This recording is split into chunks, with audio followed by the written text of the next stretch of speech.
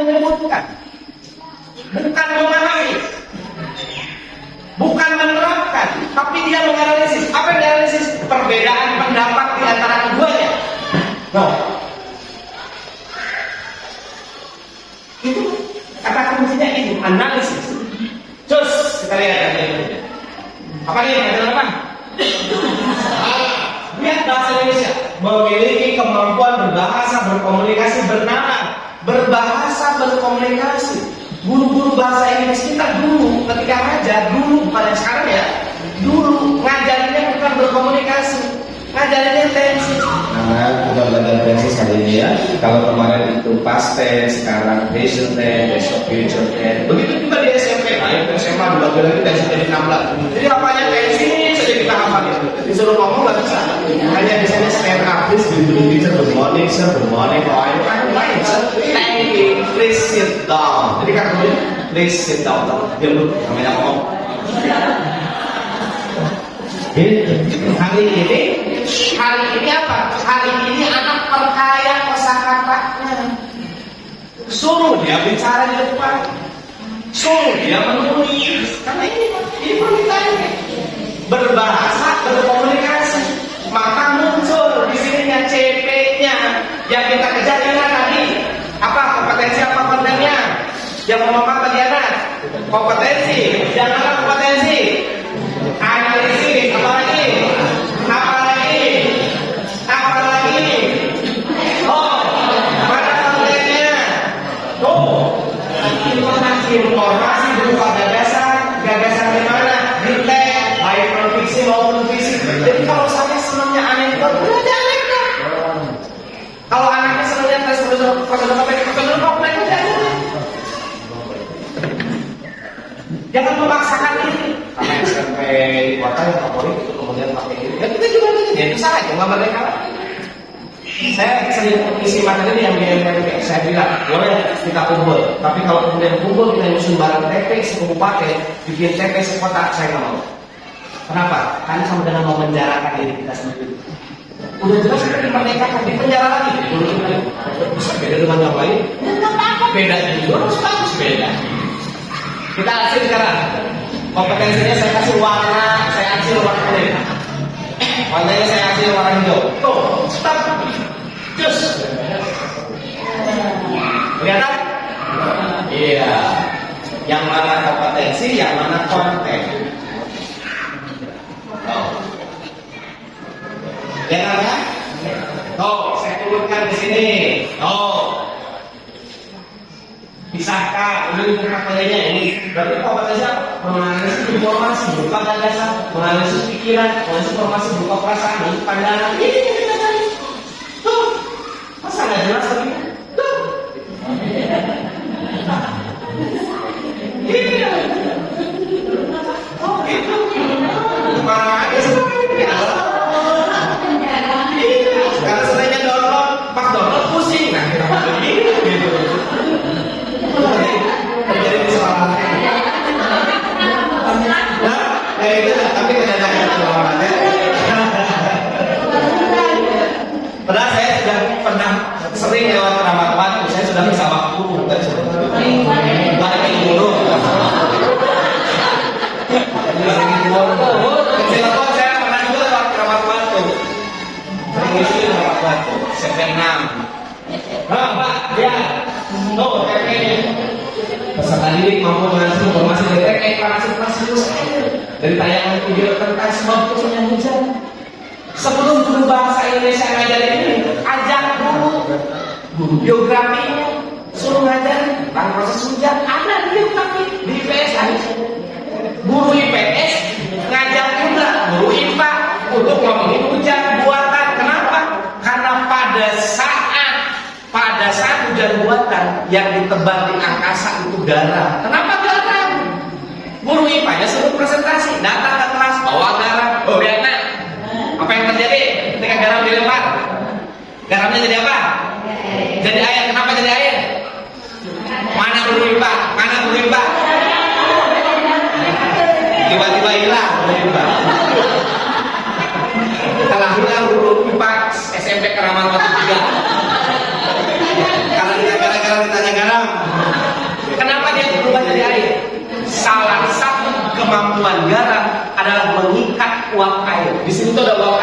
nggak kelihatan. Di sini ada uap air, nggak kelihatan. Di angkasa juga begitu, ada uap air nggak kelihatan. Maka ditebarkanlah garam di angkasa biar mengikat air. Ketika uap air diikat oleh garam jadi air, maka muncul hukum fisika gravitasi turun ke bumi. Barulah berubah bisa mengajarkan ini siklus air panas sebetulnya hujan. Takutnya begini, ada anak nanya, kenapa kamu yang ditebarkan garam di angkasa? Ya nggak tahu satunya. Kalau udah yang kemudian semua. Jadi salah konsep. Ya, oke. Halo. Lanjutkan. Kita lihat. Mungkin untuk siapa ngomongin pelajaran ini. Ini kurikulum 13. Ini kurikulum 13. Sengaja warnanya saya pudar. Ini kurikulum merdeka. Dulu ketika kurikulum 13, Bapak Ibu bikin program, bikin proses, KIK-nya jadi silabus, jadi RPP. Ini sudah tidak ada. Sekarang tugas Bapak Ibu cuma 3 di sini. CP diapain? CP ditelaah. TP diapain? Dibuat. ATP diurutkan. Jadi yang dibuat yang mana? Hanya TP. ATP tinggal diurutkan. Kalau diurutkan, barangnya sudah ada apa belum? Sudah ada. Namanya juga diurutkan. Berarti nggak buat lagi. Bapak Ibu hanya bikin versi. Bapak Ibu bikin TP 10, maka jadi ATP 10 dalam setahun. Bikin TP 10 dalam setahun, jadi ATP 10. ATP setahun yang 10 tadi disebutnya program. Bikin lagi nggak? Bikin lagi nggak? Enggak. Dalam satu semester saya punya TP 5. Oh, berarti ATP-nya 5 dalam satu semester. Maka disebut prosem. ATP satu semester disebut prosem. ATP dalam setahun disebutnya prota. Jadi tugas Bapak Ibu memiliki. Barulah bikin RPP, bikin modul ajar atau DPP, dokumen perencanaan pembelajaran di Kemendikbudristek nomor 16 tahun 2022 disebutkannya DPP. Modul ajar itu nama tenarnya, modul ajar, nama tenarnya. Ini nama tenarnya apa Pak? Nah, padahal benarnya Epson. Akan mungkin fokus karena tenarnya fokus, padahal ini Epson. Pokoknya setiap yang berbeda disebutnya kalau Bapak tadi mungkin fokus. Ya. Neng, beli aqua, siapa? Dikasih dia lagi. Ya. Berarti tinggal tugas ini ya, mengurutkan ATP. Mana ATP? ATP itu hukum mana? Alur tujuannya seperti apa? Ini ATP. So, ATP. ATP. Contoh. ATP. Tuh. Segini Pak? Iya. Cukup ini aja. Apa yang banyak kan? CP-nya sudah ada belum? Ada. Simpan di situ. CP yang lain ada nggak? Simpan di situ. TP sudah dibuat belum tadi? Sudah, simpan di situ. Saya ngajar ini menganalisis informasi dari informasi. Berapa lama perkiraan belajarnya? Bapak Ibu tentukan, tulis di situ. Oh, kata kuncinya apa? Frasenya apa? Konten intinya apa? Penjelasan tingkatnya apa? Masukkan situ. Kaitkan kemana problemnya? Simpan satu. Dosa itu apa? Ini ada 10 dalam setahun. Disebutnya prota. Nggak pikir lagi. Itu apa itu? Hah? Iya. Biar itu karena bodoh.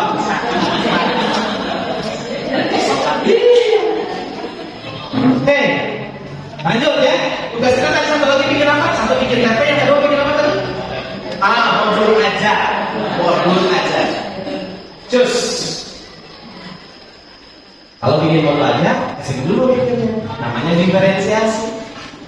Bukunya ini punya Tomlinson, nama lengkapnya Harold N. Tomlinson. Harold A.N.N. Tomlinson. Bukunya How to Differentiate in Your Ability in Your Classroom. Ngajar di kelas yang kemampuan anaknya berbeda-beda. Gimana caranya? Ini buku ini jelaskan. Makanya muncullah kalau ngajar itu menghamba pada anak, bukan berarti gimana? Muncul bilang cuma budak yang dulu, biar salah. Oh, budaknya bawa ke mulai kelas. Bukan. Nggak mesti beberapa itu. Saya dulu pernah jadi kepala sekolah. Ketika jadi kepala sekolah, saya sampaikan kepada guru, bapak dan ibu sekecil apapun dulu gejala anak, perilaku anak yang menonjol ke atas atau ke bawah, perhatikan. Negatif, positif, perhatikan. Misal begini, ulangan, perlihatkan pertama, minggu pertama Agustus. Ketika ulangan, dites, mengerjakan soal, ada anak 30 orang nilainya di atas KKN dulu ya, di atas KKN. Ada 2 anak di bawah KKN. Bapak ibu langsung tangani anak. Jangan dijawab. Jangan tiba-tiba langsung remedial. Remedial apa? Apa remedial? Remedial apa? Salah ya? Iya, teh budaknya sedikit tinggal ibu bapak teh. Nah, tinggal bebek ngajar dari lanjutkan. Di sekolah lain ya. Tangannya segera. Ada apa? Oh, ada masalah tidak di rumah. Jangan-jangan ulangannya jelek itu karena ada masalah. Jadi sekecil apapun muncul masalah anak segera tangani, dan orang tua harus tahu. Jadi sejak awal itu harus tahu. Terutama wali kelas ibu tobatnya.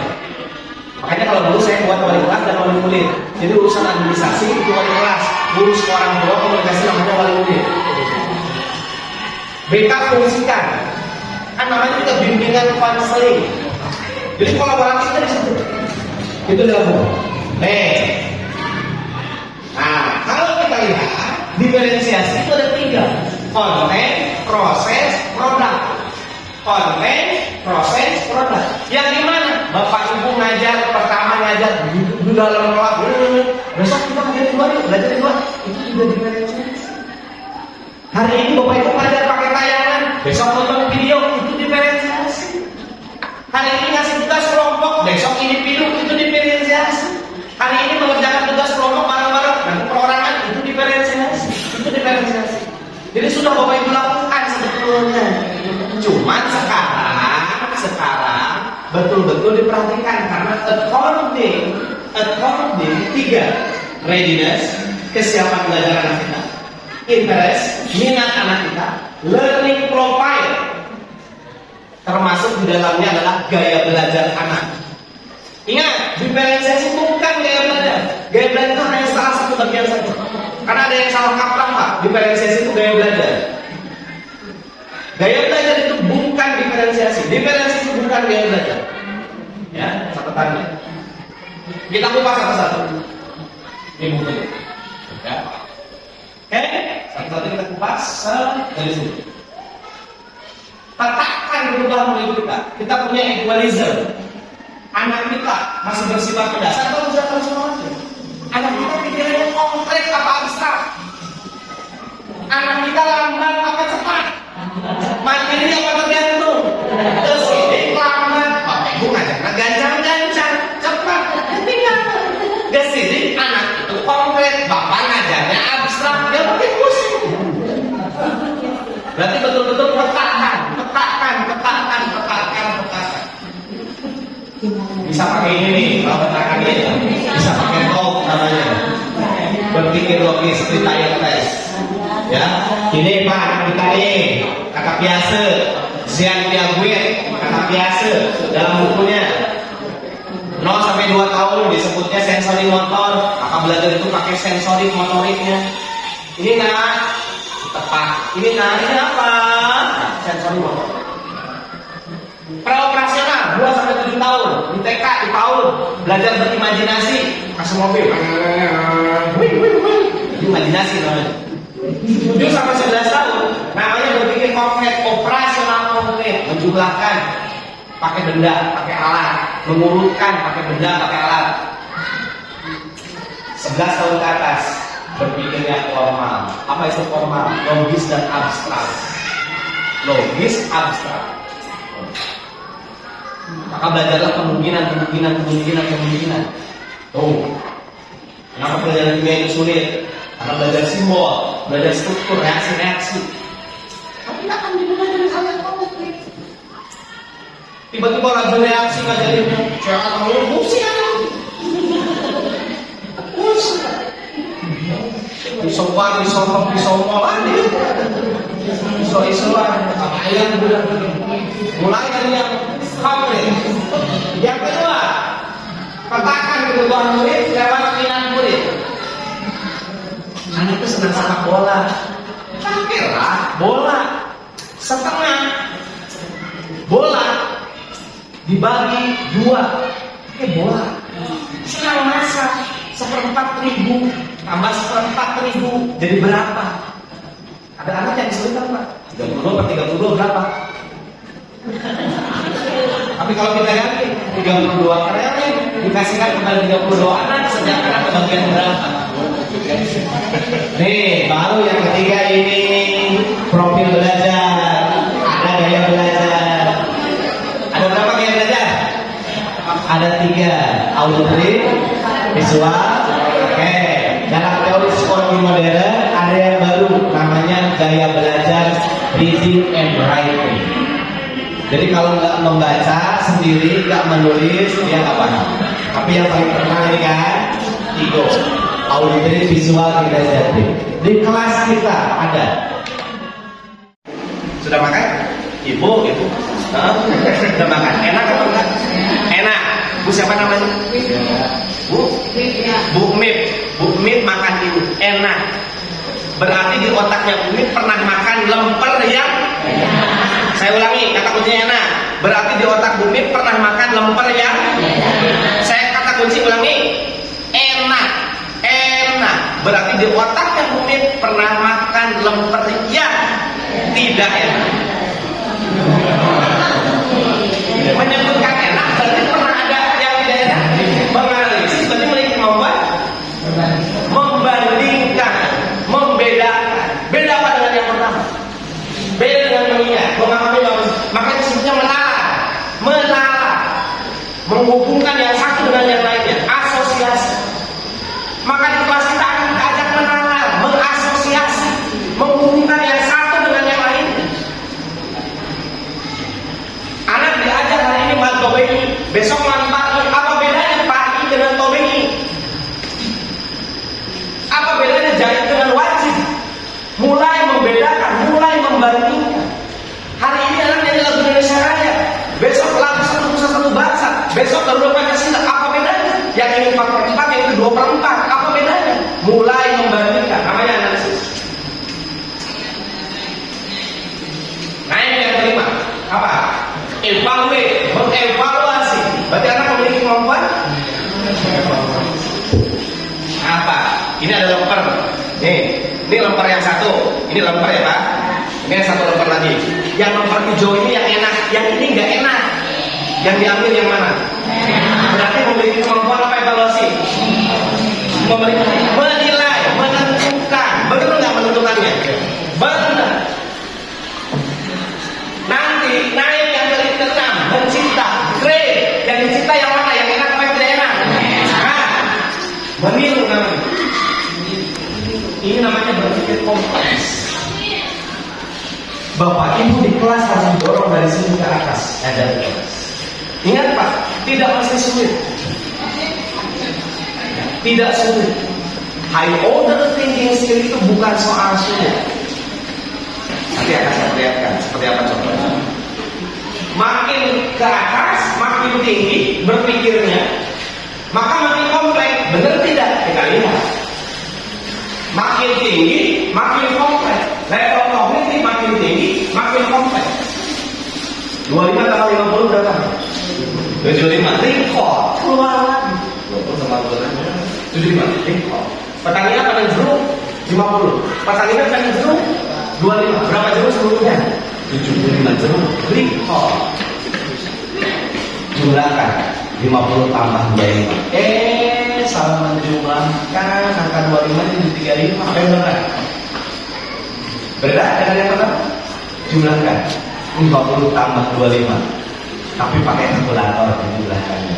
Tombol 5-nya bisa. Makin tinggi proses berpikir, makin kompleks. Tapi bisa nggak menjumlahkan 50 tambah 25 tapi tombol 5-nya bisa? Bisa. Angkanya sama tapi sudah kita dapatkan di dunia.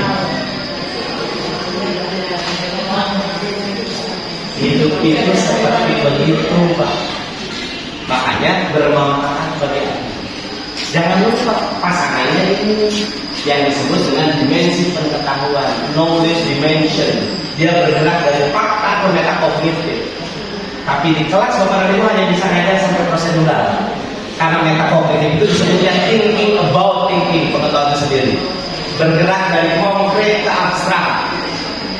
Kalau guru matematika tiba-tiba ngajarinnya 2x kuadrat tambah 5y tambah 6, anak itu yang itu x dari mana? Dia dari mana kok tiba-tiba ada x, ada y? Kan bisa begini ajaran pertamanya. 2 tambah berapa? Biar sama dengan 10. Maka tambah berapa itu adalah x. Maka carilah x. Hanya yang dicari x. Belajar dari yang konkret menuju abstrak. Di SMP itu banyak pengetahuan abstrak, tapi tidak mungkin kita ngajar yang abstrak kalau yang konkretnya belum tahu, pengetahuan faktualnya belum tahu. Maka dorong ngajar itu dari faktual, dari pengetahuan-pengetahuan yang sifatnya fakta, terlihat oleh mata. Lot to heart. Ini Pak, maka mengingat itu mengingat apa? Anak tahu apa? Tahu fakta, tahu konsep, tahu prosedur. Anak membedakan apa? Bedakan fakta, bedakan konsep, bedakan prosedur. Lot to heart. Soal lot bukan soal sulit. Sebab yang namanya hafalan ketika lupa sulit. Kita lihat yang berikutnya. Ya Pak, mudah-mudahan kelihatan. Kelihatan ya? Yang dalam kelihatan ya? Saya ini soal mudah termasuk soal hot. Ini kategorikan soal mudah termasuk soal hot. Ya, saya putihkan dulu sebentar ya. Kelihatan? Ada 2 toko menjual kaos kaki yang Joko minati. Di toko A harganya 30.000 per 5 pasang. Di toko B juga sama, harganya 30.000 5 pasang.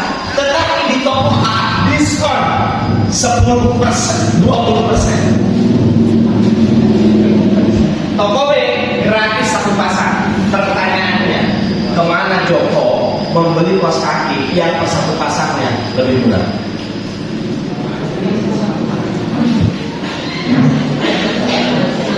Mohon maaf ya Pak, ini soal SD kelas 4.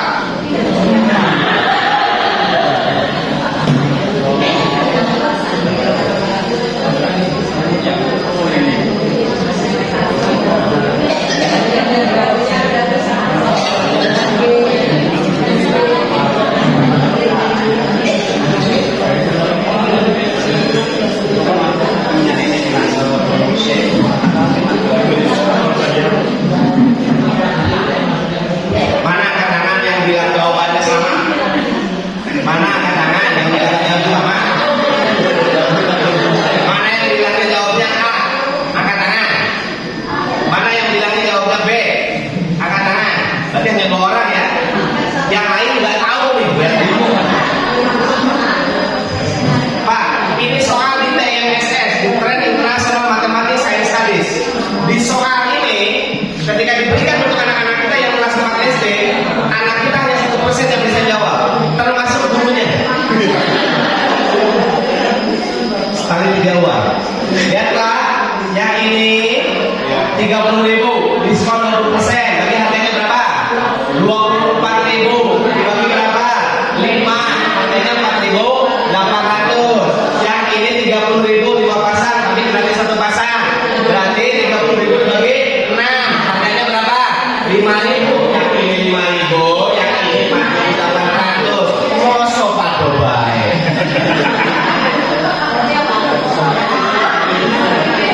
Ini soal yang menguji kompetensi yang tadi Pak.